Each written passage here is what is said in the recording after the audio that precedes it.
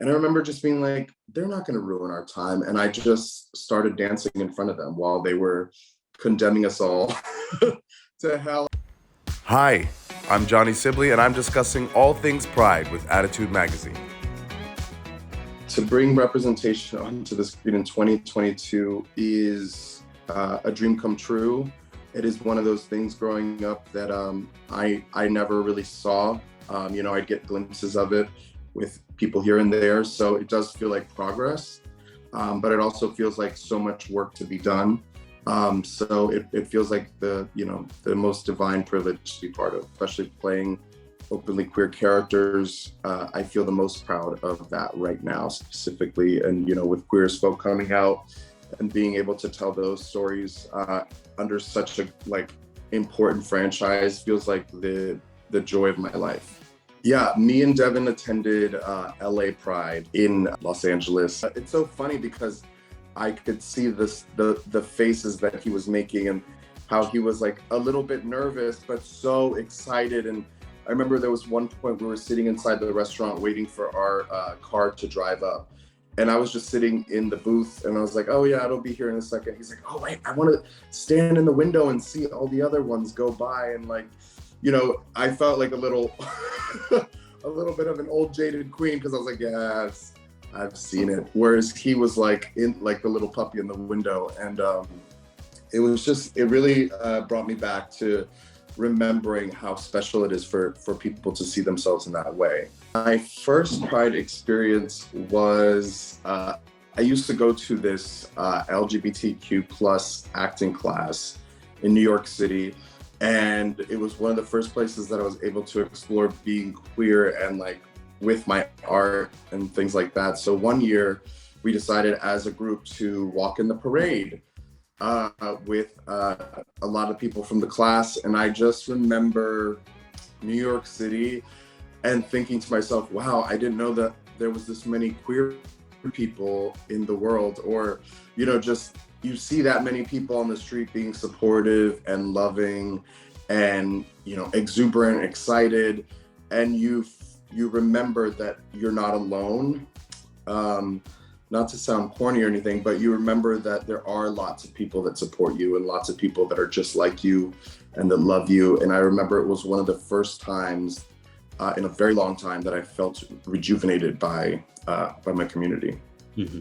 Remember I walked with Trevor Project a couple of years ago with Abercrombie & Fitch, and at the time I had a boyfriend, and I remember just kissing in the crowd and being like, oh, this is what freedom feels like. And then there was that same year, there was a Pride in Portland that was happening, and he was doing a workout class, and it was a celebration. And then there was, 2 or 3 protesters that had signs that said, repent now or go to hell. And I was just on such a high. I was like, they're not, we had a lot of allies with us, so they didn't know what to do. They didn't know if they needed to protect us or do something. And I remember just being like, they're not going to ruin our time. And I just started dancing in front of them while they were condemning us all to hell. And I was, doing the little twirls and the voguing. And it was such a freeing moment to not be afraid of dissent. Usually around Pride Month, it's very hot outside, but it depends. I mean, sometimes fringe is involved, glitter, if you want to stay cleaning that up for 2 months, I say by all means. But I always think a short is the way to go. I don't know if in the UK you guys have understand the colloquialism, but they're called Daisy Dukes from Dukes of Hazzard.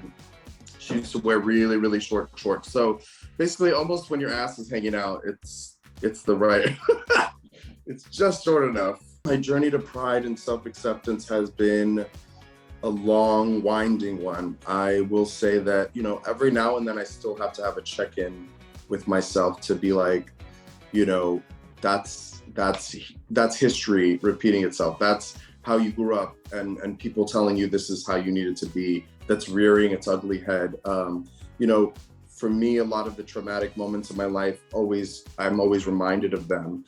But I think, through years of, being around queer chosen family and, being around people that love me for who I am, it's really taught me to be able to silence those voices. So for me, my journey to pride is, an ever evolving one. And it's, I don't think it ever will stop, because I feel like when you stop learning, you stop growing. So, and that even goes with yourself as, a queer person. So it's been fun, but there's definitely been ups and downs, like a little roller coaster. My advice for anyone that is struggling with coming out of their identity or sexuality, I would say, is it's a marathon, not a sprint. So, there's no timer on where you need to be in your queer journey, or, how you need to feel. It's your life. So take your time to really understand and love exactly who you are. And that might take a couple months, that might take a couple years, but there's no guidebook either on how to be the perfect queer person. It is just your journey. And to just be kind to yourself at the end of the day, because, you're all you got sometimes. And, while we're here supporting, it is you at the end of the day that goes to bed with you and your thoughts. So be kind to yourself.